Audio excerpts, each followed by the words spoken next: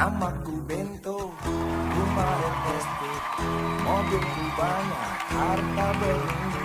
Orang memanggilku bos eksekutif, pokok papan atas skalanya.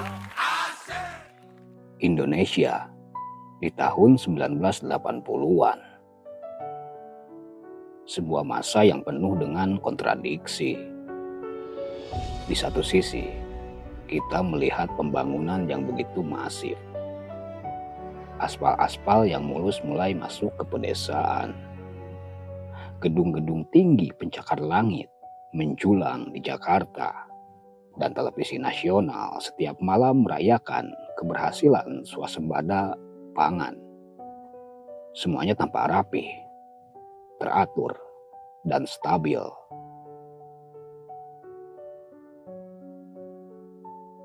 Namun di balik semua itu, ada kesunyian yang dipaksakan. Ada sebuah mesin besar bernama Orde Baru yang memastikan tidak ada suara sumbang yang boleh merusak harmoni dari pembangunan tersebut. Kritik adalah barang haram saat itu. Diskusi politik di kampus-kampus selalu diawasi. Pers dibungkam dan harus tunduk pada sensor atau jika tidak, izin usahanya akan dicabut. Di tengah kebungkaman itulah muncul seorang pemuda berambut gondrong dengan gitar bolong di pundaknya. Namanya adalah Virgiawan Listanto atau yang kita kenal sebagai Iwan Fals. Ia bukan seorang jenderal, bukan anak pejabat, dan bukan politisi. Ia hanya seorang pengamen yang membawa kabar buruk bagi penguasa lewat lirik-lirik lagunya. Meskipun riwayat menyebutkan bahwa bapak dari Iwan Fals adalah seorang tentara, tetapi Iwan Fals tetap memilih jalan hidupnya sendiri. Yang jadi pertanyaannya, mengapa sebuah rezim militer yang paling perkasa di Asia Tenggara bisa merasa terancam hanya oleh seorang pria dengan gitar akustik? Jawabannya sederhana saja, karena Iwan Fals menyanyikan apa yang mereka coba sembunyikan. Untuk memahami ketakutan penguasa Orde Baru, kita harus jujur melihat dan mengerti apa itu Orde Baru. Di bawah kepemimpinan Presiden Soeharto, Indonesia menganut asas stabilitas keamanan bagi pemerintahan saat itu. Ekonomi hanya bisa maju jika negara stabil, dan stabil berarti tidak boleh ada kegaduhan dan tidak boleh ada protes. Setiap orang yang berbeda pendapat dicap sebagai anti pembangunan atau bahkan subversif. Dalam struktur yang begitu kaku, Iwan Fals muncul sebagai anomali. Ia memotret sisi lain dari gemerlapnya pembangunan. Saat pemerintah bicara tentang angka pertumbuhan ekonomi, Iwan Fals bernyanyi tentang orang-orang yang tidur di kolong jembatan, seperti dalam lagu Siang Seberang Istana.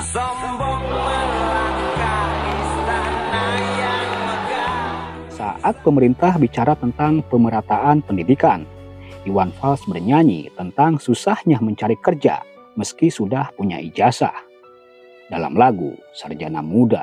Engkau sarjana muda, resah mencari kerja. Iwan Fals menjadi suara bagi mereka yang tak bisa bersuara.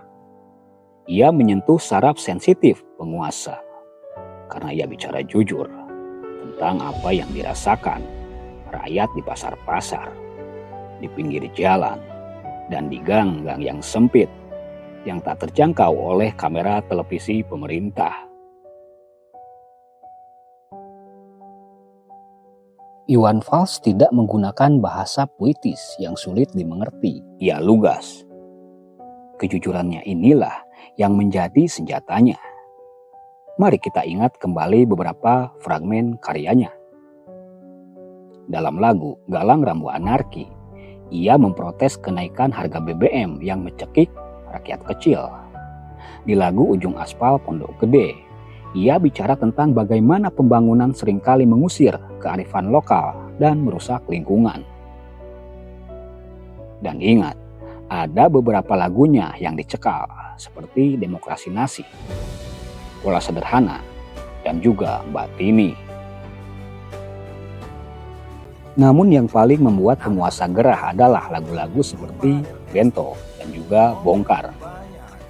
Bento adalah potret seorang pengusaha sekaligus penguasa yang tamak, yang merasa bisa membeli segalanya dengan uang dan kekuasaan. Sementara Bongkar adalah sebuah ajakan untuk meruntuhkan tembok kemunafikan. Itu adalah sebuah tamparan keras bagi narasi-narasi resmi pemerintah yang selalu menjanjikan kemakmuran, namun pada prakteknya penuh dengan korupsi, kolusi, dan juga nepotisme. Bagi Orde Baru, Iwan Fals bukan lagi sekedar musisi. Ia adalah seorang agitator. Mereka takut ribuan orang yang berkumpul di konser Iwan Fals akan berubah menjadi gelombang massa yang tak terkendali.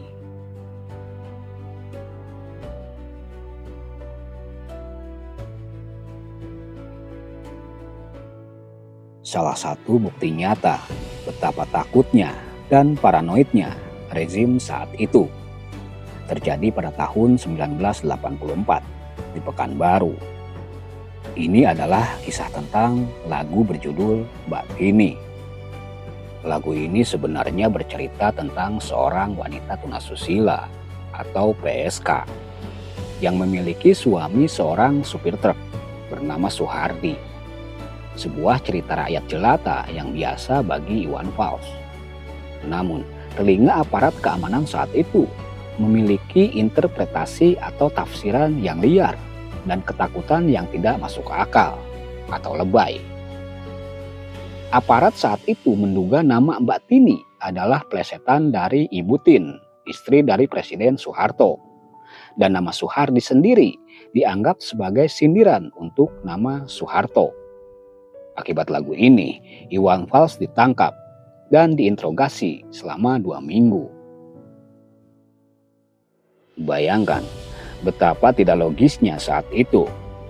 Seorang seniman harus berurusan dengan aparat hanya karena nama karakter di lagunya dianggap mirip dengan nama penguasa. Insiden ini menunjukkan bahwa Orde Baru tidak hanya mengontrol kebijakan, tapi juga mencoba mengontrol imajinasi dan tafsir seni. Kejadian di Pekanbaru ini menjadi titik di mana Iwan Fals benar-benar menyadari bahwa kejujurannya memiliki harga yang sangat mahal.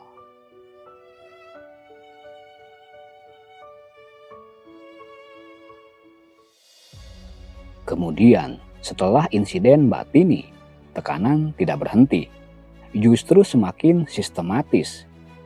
Pada tahun 1989, Iwan Fals merencanakan tur konser bertajuk Mata Dewa yang dijadwalkan tampil di 100 kota di seluruh Indonesia. Ini seharusnya menjadi tur musik terbesar dalam sejarah Indonesia. Namun, apa yang terjadi? Secara tiba-tiba, izin keramaian dicabut oleh pihak kepolisian di hampir semua kota. Alasan resminya seringkali kabur atau tidak jelas. Masalah keamanan atau situasi yang tidak kondusif. Padahal yang sebenarnya terjadi adalah ketakutan rezim Orde Baru akan kekuatan massa Iwan Fals. Dan yang paling gila, intel-intel pun selalu hadir di setiap konser yang berhasil terlaksana. Mereka duduk di barisan paling depan, mencatat setiap kata yang Iwan Fals ucapkan di antara jeda lagu. Jika Iwan Fals bicara sedikit saja tentang kondisi sosial atau menyindir penguasa, esok harinya ia akan dipanggil untuk diinterogasi. Namun, strategi pembungkaman ini justru berbalik arah. Semakin Iwan Fals dilarang, semakin legendaris juga sosoknya. Semakin liriknya disensor, semakin keras rakyat menyanyikannya.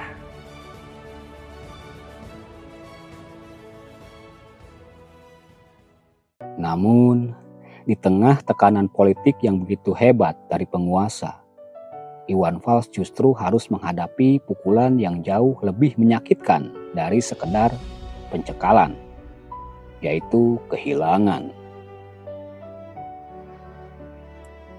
Pada 25 April 97, putra sulungnya, Galang Rambu Anarki, meninggal dunia. Galang bukan sekedar anak bagi Iwan Fals.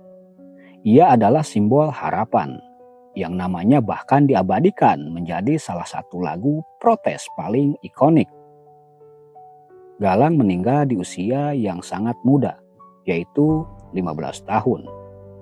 Saat ia baru saja mulai merintis jalannya sendiri di dunia musik bersama Bunga Band. Kepergian Galang mengubah segalanya bagi Iwan Fals.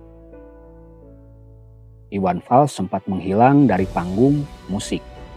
Ia menarik diri dari hiruk-pikuk industri dan politik. Gitar yang biasanya ia gunakan untuk berteriak, melawan ketidakadilan seolah kehilangan suaranya. Ia memilih untuk lebih banyak diam, merenung, dan menyepi di kediamannya.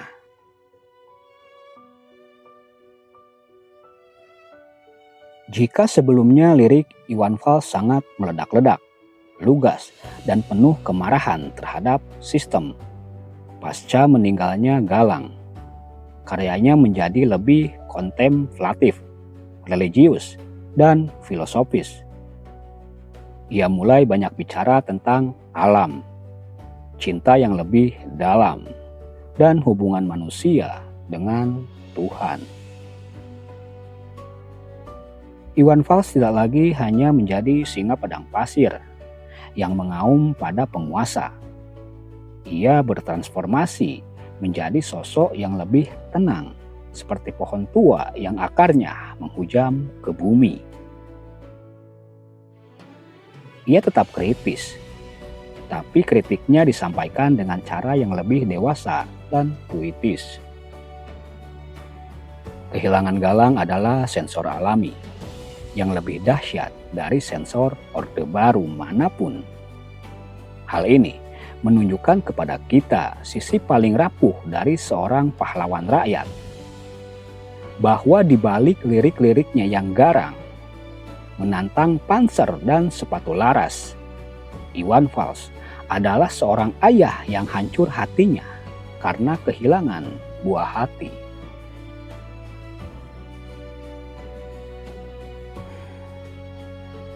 Teman-teman sekalian, tahun 1998, Orde Baru akhirnya tumbang. Namun Iwan Fals dan lagu-lagunya tetap berdiri tegak. Mengapa?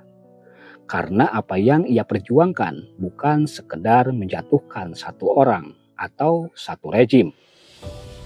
Yang ia suarakan adalah nilai-nilai abadi, kemanusiaan, kejujuran, dan juga keadilan.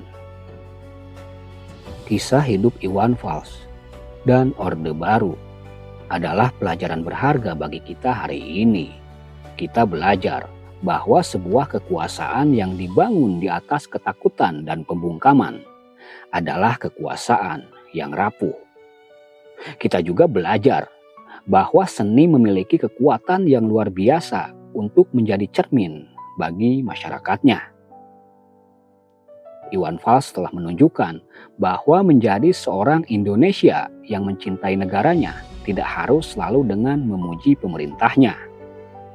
Mencintai Indonesia bisa dilakukan dengan cara berani menunjukkan koreng-korengnya, agar kita bisa bersama-sama menyembuhkannya. Hari ini, saat kita mendengarkan lagu-lagunya, mari kita ingat, kejujuran memang seringkali berbahaya, tapi diam saat melihat ketidakadilan jauh lebih berbahaya bagi masa depan sebuah bangsa.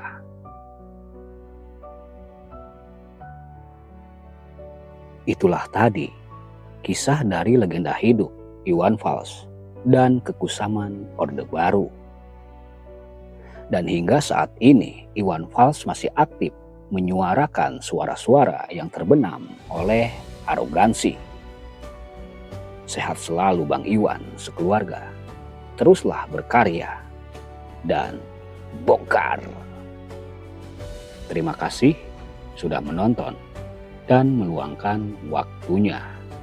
Jika kalian suka dengan video ini, jangan lupa like, komen, dan subscribe bagi yang belum.